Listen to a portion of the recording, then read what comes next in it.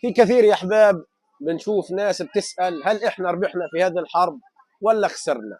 واحد بيقول لك وين هو النصر؟ البلد اتدمرت، الشباب راحوا، البلد رجعت 50 سنه لورا، وين هو النصر اللي انت بتتكلم عنه؟ صلى على النبي.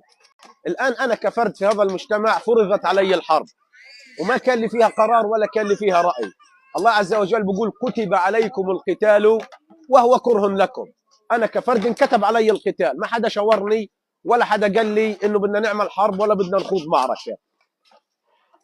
انا كنفسي وضعت لنفسي اهداف، لانه ما اجت الجماعه وما اجت الدوله وما اجت الحكومات وقالوا لي تعال حط معنا اهداف، تعال بدنا نشاركك رايك، تعال بدنا ناخذك على فريق التفاوض، تعال بدنا نحط خطه للحرب. ما حدا شاورني، انا كفرد ما حدا شاورني، ولكن حطيت لنفسي اهداف. اهدافي اللي انا حطيتها لنفسي اني ما ابدل ديني، ما اترك ارضي ولا اتخلى عن ارضي، وما اصير عميل للاحتلال واخون شعبي. هدول 3 اهداف انا حطيت لنفسي حسب قدراتي وحسب امكانياتي. خسرت ابوي، خسرت زوج اختي، ابني تصاوب، بيتي راح، ممتلكاتي كلها انمسحت عن الوجود. الماضي اللي انا عشته ما فيش شيء يثبت اني انا عشت ماضي في هذه الارض. خسرت لكن حققت ال3 اهداف تبعاتي.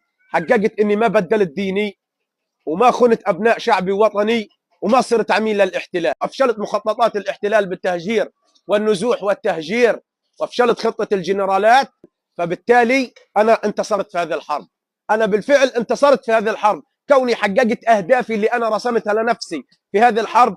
انا انتصرت في هذه الحرب، وبفضل الله عز وجل وبثباته ومنته وكرمه انتصرت في هذه الحرب على الاحتلال بتحقيق اهدافي الشخصيه اللي انا حطيتها. ورد الله الذين كفروا بغيظهم لم ينالوا خيرا وكفى الله المؤمنين القتال. هنيئا لمن صبر، هنيئا لمن ثبت، هنيئا لمن كسب الأجر، هنيئا لمن صدق في علاقته مع الله عز وجل. مرة أخرى ما بدلت ديني وما خنت شعبي ووطني وما تركت أرضي، تشبثت بأرضي وأفشلت مخططات الاحتلال حسب دم أولادي ودم أهلي. أنا خسرت أبوي وخسرت أقرب الناس إلي وأصحابي وأصدقائي. خسرت. فيش حرب بدون خسارة، في الحرب الكل خسران، لكن حققت أهدافي. إن ينصركم الله فلا غالب لكم، الله حسبنا ونعم الوكيل.